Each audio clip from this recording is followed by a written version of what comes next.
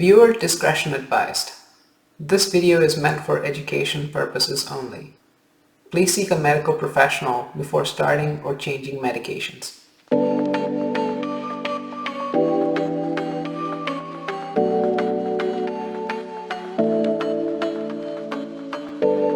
Hello everybody, I'm Dr. John.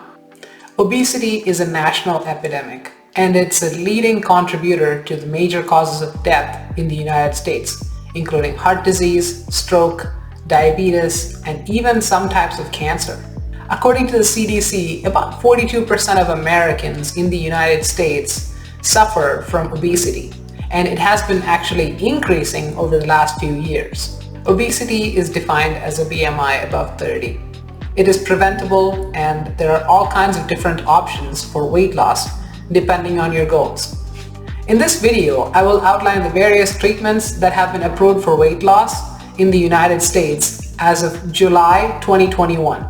The first strategy that you would want to use is calorie restriction and exercise. And the key here is to have a deficit in calories consistently in order to have weight loss. Calorie restriction helps in reducing the amount of calories that you intake, and exercise helps you burn some of the calories, and it also increases your metabolism. If you want to learn more about the other benefits of exercise, I will leave a link down below for you to check out my other video that I made about it. Anyway, there are all kinds of apps that you can use to count your calories, to count your steps and your exercise, and you can use them based on what your goals are and what your BMI is. Next, let's talk about orlistat. It's an over-the-counter medication that you can use for weight loss. It works by inhibiting one of the enzymes that helps break down some of the fats in your food and prevents it from actually being absorbed into your body, and it eventually comes out in your stools. Studies show that about 40% of the people who took orlistat actually lost more than 5% of their body weight within 1 year. One of the well-known side effects is GI upset and also vitamin deficiencies. And some people have also reported liver injury as well. Now, let's talk about the new kid on the block, the once-a-weekly semaglutide and his older brother, daily liraglutide. These are prescription diabetes medications, and I have lumped them together because they have the same mechanism of action. They essentially work by curbing your hunger, so you can actually use either or. But semaglutide is a little bit more convenient because it's only once a week rather than the liraglutide being once a day. A recent study that was published in the New England Journal of Medicine actually showed that there was a clinically significant weight loss in patients who did semaglutide in addition to lifestyle modifications. Semaglutide is also more potent than liraglutide according to some of the studies.